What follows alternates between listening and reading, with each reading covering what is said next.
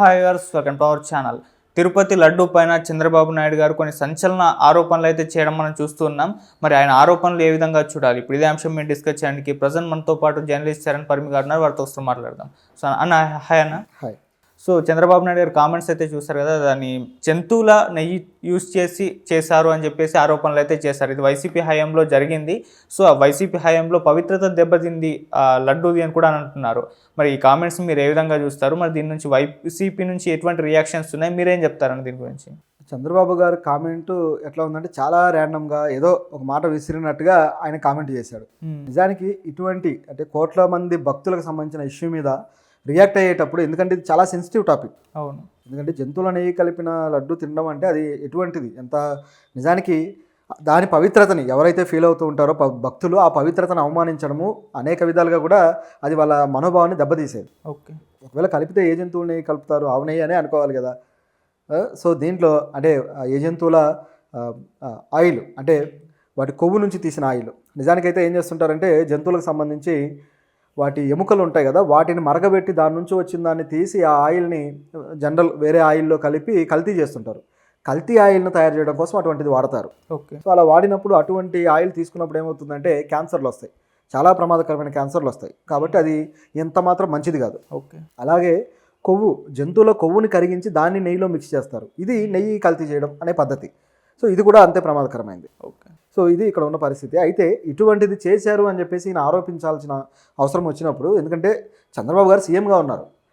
సీఎంగా ఉండి టీటీడీకి సంబంధించిన విషయాల్లో కూడా ఇప్పుడు ఆల్రెడీ తను కొత్త కమిటీ వేశారు.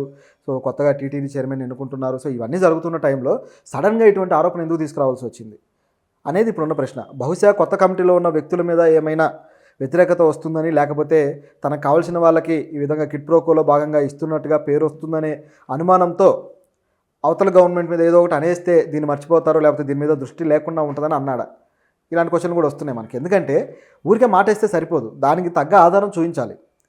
దానికి ఫుడ్ సేఫ్టీ అధికారులకి ఆదేశాలు ఇస్తే వాళ్ళు వెళ్ళి దాని మీద ఎంక్వైరీ చేసి వాళ్ళు రిపోర్ట్లు తయారు చేసి సమర్పిస్తారు. ఆ రిపోర్ట్స్ పట్టుకొని ఇదిగో మేము తెచ్చిన రిపోర్ట్స్ అని చూపించవచ్చు. ఓకే.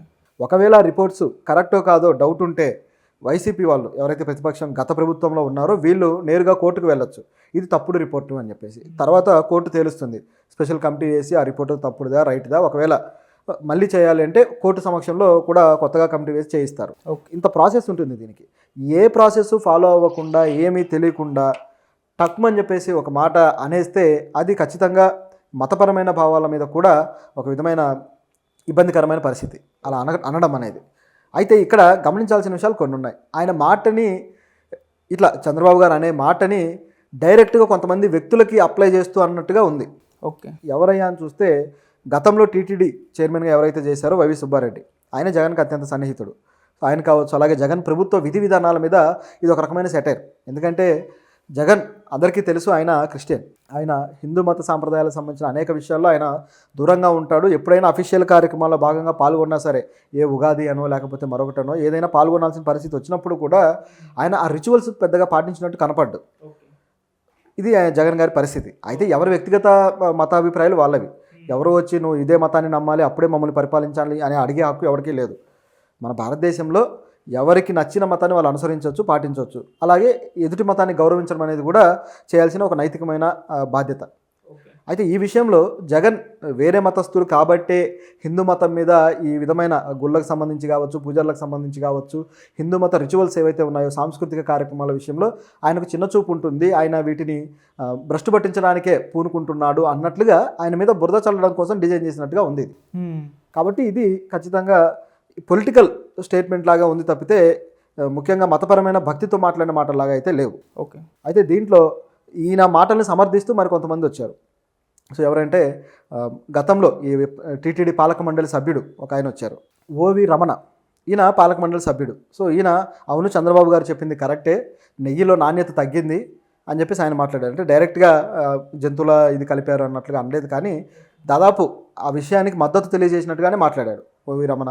అయితే ఈయన చెప్పేది కూడా ఏంటంటే వైవి సుబ్బారెడ్డి, అలాగే ధర్మాన, అదేవిధంగా మాజీ ఈవో ధర్మారెడ్డి, సో వీళ్ళ స్వలాభం కోసం ఈ విధంగా చేశారు, వీళ్ళు చేసిన తప్పులకు ఇప్పుడు జగన్ శిక్ష అనుభవిస్తున్నాడు అన్నట్లుగా మాట్లాడారు. ఓకే. సో గతంలో ఈవోగా ఉన్న ధర్మారెడ్డి తనకు కావాల్సిన వాళ్ళకి నెయ్యి ట్రేడర్స్ ఇచ్చారు, సో ఆ వ్యక్తులను మాత్రమే తనకు కావాల్సిన వ్యక్తులు ఎవరైతే ఉన్నారో వాళ్ళకి ఇవ్వడం వల్ల వాళ్ళు దీన్ని నడిపిస్తూ వచ్చారని చెప్పేసి అన్నారు. అలాగే ఢిల్లీలో ఉన్న ఆల్ఫా సంస్థకి ఈ నెయ్యిని ఆ సంస్థ నుంచి తీసుకోవడం అనేది జరిగింది. అంటే ఇక్కడ ట్రేడర్స్ వాళ్ళతో కమ్యూనికేట్ అయి తీసుకుంటారు ఆ కంపెనీ నుంచి.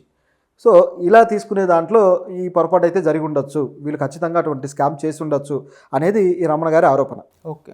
సో ఇప్పుడు ఈయన ఆరోపణ డైరెక్ట్గా ఆల్ఫా సంస్థకి వేశాడు. సో ఇప్పుడు ఒకవేళ కంప్లైంట్ చేయదలుచుకుంటే ఆల్ఫా సంస్థ మీద కంప్లైంట్ చేయాలి. వాళ్ళ నెయ్యి క్వాలిటీ ఏదైతే ఉందో ఆ క్వాలిటీ మీద కంప్లైంట్ చేసుకోవచ్చు ఫుడ్ సేఫ్టీ అధికారులకి. ఒకవేళ అది నిజమే అని తేలితే ఆల్ఫా సంస్థను కూడా మూసేస్తారు, సీజ్ చేసి పడేస్తారు. సో ఇటువంటి లీగల్ ప్రాసెస్ అనేది ఒకటి ఉండగా ఆ ప్రాసెస్లోకి వెళ్లకుండా ఈ స్టేట్మెంట్లు ఎందుకు అనేది ఇక్కడ ఉన్న క్వశ్చన్. ఓకే. సో ఇదొక యాంగిల్ అయితే, ప్రజలకు ఆల్రెడీ జగన్ మీద హిందూ మతానికి సంబంధించి ఆయన మీద కాస్త వ్యతిరేకత భావం ఉంటుంది కాబట్టి దాన్ని క్యాష్ చేసుకోవడానికి మాట్లాడారా అనేది ఇక్కడ ప్రొజెక్ట్ అవుతున్న విషయం. ఇదొక యాంగిల్ అయితే, నిజానికి మాట్లాడుకుంటే పాక్షికమైన వాస్తవం ఏంటంటే దీంట్లో లడ్డు క్వాలిటీ తగ్గడం అనేది వాస్తవం. ఓకే. జంతువుల ఆయిల్ కలిపారా లేదా, జంతువుల ఎముకల నుంచి తీసింది కావచ్చు, కొవ్వు నుంచి తీసింది కావచ్చు, కలిపారా లేదా అనేది డిఫరెంట్ చర్చ. కానీ లడ్డు క్వాలిటీ తగ్గిపోయింది అనేది మాత్రం వాస్తవం. అయితే గత ప్రభుత్వ హయాంలో లడ్డు సైజు కూడా తగ్గింది. గతంలో తిరుపతి లడ్డు ఇంత ఉండేది, కనీసం 25 మందికి పంచవచ్చు దాన్ని, అట్లా ఉంటుంది. తర్వాత క్వాలిటీ తగ్గుతూ వచ్చింది, చాలా సైజు బాగా తగ్గిపోయింది. దాంతోపాటు టేస్ట్ కూడా, ఆ నెయ్యి స్మెల్ కావచ్చు, టేస్ట్ కూడా తగ్గడం అనేది వాస్తవం. సో ఇలా జరుగుతుంది. ఎందుకు జరిగింది అనేది ఎక్కడైనా సరే టీటీడీ అనేది అందరూ అది కేవలం ఒక జనరల్గా ఒక ఏదో మత సంస్థగా, ధార్మిక సంస్థగా మాత్రమే చూస్తూ వస్తుంటారు. కానీ అది కొంతమంది వ్యక్తులకి, అక్రమార్కులకి నిజంగానే కామధేనువు లాంటిది. ఎంత డబ్బు దండుకోగలిగితే అంత డబ్బు దండుకుంటారు. గతంలో కూడా టీటీడీ పాలక సభ్యులుగా ఉన్నవాళ్ళు, చైర్మన్లుగా ఉన్నవాళ్ళు, అనేక అక్రమాస్తుల కేసుల్లో అరెస్ట్ అయిన వాళ్ళు కూడా ఉన్నారు. కాబట్టి టీటీడీ చైర్మన్లుగా అవ్వడానికి ఉత్సాహం చూపేది, పాలక మండలి సభ్యులుగా అవ్వడానికి ఉత్సాహం చూపే దాంట్లో కొన్ని లాజిక్లు ఉంటాయి. అందరూ అవుతారని కాదు, కొంతమంది నిజంగా భక్తితో వెళ్ళిన వాళ్ళు ఉంటారు, కొంతమంది స్టేటస్ కోసం అటువంటి పదాలకి లాబింగ్ చేసుకొని, ఆ పదవుల కోసం లాబింగ్ చేసుకొని వెళ్ళే వాళ్ళు ఉంటారు. ఇదంతా ఒక యాంగిల్ అయితే, డబ్బు సంపాదించడానికి ఒక మార్గం ఎత్తుకొని వెళ్ళే వాళ్ళు కూడా ఉంటారు. ఇవి జరుగుతూ ఉంటాయి, దీంట్లో ఏమాత్రం సందేహం లేదు. ఆల్రెడీ గతంలో చాలా కేసులు కూడా అయ్యాయి, మనకు తెలిసిందే. ఇదో పరిస్థితి అయితే, ఇప్పుడు ఈ లడ్డుకు సంబంధించి పరిస్థితి చూస్తే ఇప్పుడు వచ్చిన ప్రభుత్వం కొంతవరకు ఆ క్వాలిటీని పెంచడానికి ప్రయత్నం చేసిన మాట నిజం. టీడీపీ ప్రభుత్వం ఈ విషయంలో వీళ్ళని అప్రిషియేట్ చేయాల్సిందే. ఎందుకంటే గతంలో ఉన్న క్వాలిటీ కన్నా కూడా చాలా మెరుగైన క్వాలిటీ ఇవ్వాలి, పాత రుచిని లడ్డూకి ఇవ్వాలని చెప్పేసి కర్ణాటక నుంచి నెయ్యిని తీసుకురావాలనే ప్రతిపాదన వచ్చింది. గత ప్రభుత్వం అయితే ఢిల్లీ నుంచి ఆ కంపెనీ నుంచి తీసుకున్నారు, ఆల్ఫా కంపెనీ నుంచి. ఇప్పుడు ఏం చేశారంటే కర్ణాటక నుంచి ఏదైతే మిల్క్ ప్రొడక్షన్ ఆర్గనైజేషన్ ఉందో మొత్తం ఆ చైన్ వీళ్ళ దగ్గర నుంచి తీసుకోవాలని ఆలోచించి ఆ ప్రభుత్వంతో మంతనాలు చేయడం జరిగింది. ఇప్పుడు కర్ణాటక నుంచి ఆల్రెడీ మనకు ఒక డైరీ ప్రోడక్ట్ ఒకటి వస్తుంటుంది, ఒక నందిని అని చెప్పేసి, నందిని మిల్క్స్, అది కర్ణాటకదే. సో ఇట్లా ఆ కర్ణాటక నుంచి తీసుకుంటే బాగుంటుందన్న ఆలోచనతోటి వీళ్ళు ఆ గవర్నమెంట్తో ప్రతిపాదన చేశారు. ఆ గవర్నమెంట్ కూడా ఒప్పుకుంది. ఐ థింక్ ఒక 3 వీక్స్ బ్యాక్ 4 వీక్స్ బ్యాక్ ఇది ప్రతిపాదన అయ్యి మొత్తానికి దాదాపు ఒక 2 ట్యాంకర్లు అంటే 20,000 టన్నులు పంపించారనమాట. ఆయన పచ్చజెండా ఊపుతూ అఫీషియల్గా మన ఏపీ స్టేట్కి ఏదైతే నెయ్యి ఉందో నెయ్యి ట్యాంకర్స్ని పంపించడం జరిగింది. ఇది ఇక్కడ గమనించిన విషయం. అయితే దీనికి కూడా ఖర్చు భారీ స్థాయిలో అవుతుంది. రోజుకు 10,000 టన్నులు పడుతుంది ఆ లడ్డూలు తయారు చేయడానికి అనేది మనకున్న వాస్తవం. కిలో దాదాపు 470 రూపాయల ఇదితోటి దీన్ని తీసుకోవడం జరుగుతుంది. సో ఈ విధంగా ఒక మంచి ప్రయత్నం అయితే చేస్తుంది. దీన్ని ఖచ్చితంగా మనం అప్రిషియేట్ చేయాల్సిందే, దీంట్లో ఎటువంటి సందేహం లేదు. కాకపోతే వీళ్ళు చేస్తున్న ప్రయత్నం బాగానే ఉంది, కానీ గత ప్రభుత్వం మీద చేసిన విమర్శ మాత్రం ఏమాత్రం అంత పొంతన లేకుండా ఉంది. ఒకవేళ ఈ విమర్శ నిజమే అయితే దానికి నిరూపించడానికి ఫుడ్ సేఫ్టీ అధికారుల నుంచి కమిటీ వేయండి. ఎందుకంటే ఆ లడ్డూకి డబ్బులు కట్టి అనేక సార్లు వెళ్ళి తీసుకున్న భక్తుల మనోభావాలను దెబ్బతీస్తున్నట్టుగా ఉంది. కాబట్టి పైగా కొంతమందికి ఆరోగ్యపరమైన సమస్యలు కూడా వచ్చే అవకాశం ఉంది. దానికి బాధ్యత ఎవరు వహిస్తారు? మరి గత ప్రభుత్వంలో జరిగిన వాళ్ళు వహించాలి కదా. కాబట్టి ఖచ్చితంగా నిజమా కాదని నిగ్గు తేల్చడం కోసం ఫుడ్ సేఫ్టీ అధికారుల కమిటీని దించాల్సిన అవసరం అయితే ఉంది.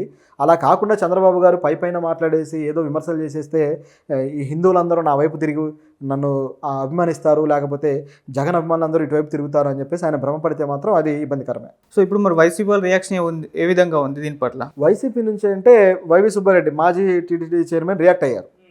ఆయన రియాక్షన్ ఎలా ఉందంటే, మనిషి పుట్టినవాడు ఎవరైనా ఈ విధంగా మాట్లాడతారా, ఈ విధంగా చేస్తారా, ఇది సరైంది కాదు అని చెప్పేసి ఆయన రియాక్ట్ అవ్వడం జరిగింది. అయితే ఆయన కూడా కావాలంటే మేము ఏ తప్పు చేయలేదని నిరూపించుకోవడానికి వెంకన్న సాక్షిగా మేము మా కుటుంబ సభ్యులు అందరం వచ్చి ప్రమాణం చేస్తారు, మీరు లోకేష్ గారు మీరంతా వచ్చి ప్రమాణాలు చేస్తారా అని చెప్పేసి ఆయన అంటున్నాడు. ఇక్కడ కూడా ఒక సందేహం వస్తుంది మనకి, ఏంటంటే ప్రమాణాలు ఎవరికి కావాలి? ఈ రోజుల్లో ప్రమాణాలతో పని అయ్యేది కాదు కదా. మీరు దమ్ముంటే మీరు కమిటీ వేయమని అడగండి, మీరెందుకు అడగట్లేదు? కమిటీ వేస్తే మరి దీని సంగతి ఏమో కానీ మిగతా లోకలన్నీ బయటకు వస్తాయని భయపడుతున్నారా? అవును. ఎవరికి మీరు ట్రేడర్స్ ఎవరికి కాంట్రాక్ట్లు ఇచ్చారు, ఆ కాంట్రాక్ట్లు ఇచ్చిన వాళ్ళు ఎంత డబ్బులు సమర్పించారు, వాళ్ళు ఎక్కడి నుంచి నెయ్యి తెచ్చారు, దాంట్లో ఉన్న కల్తీ ఏంటి, ఇవన్నీ బయటకు వస్తాయని భయపడుతున్నారా? సో అంటే ఈ భయంతో వీళ్ళు ప్రమాణాల దగ్గరికి వెళ్తున్నారు కానీ ఇటువైపు వెళ్ళట్లేదు. సో ఇక్కడే వీళ్ళు ఏదో పొరపాటు చేస్తున్నారు అనేది అయితే తెలుస్తుంది. అయితే ఆ పొరపాటు చంద్రబాబు గారు చెప్పింది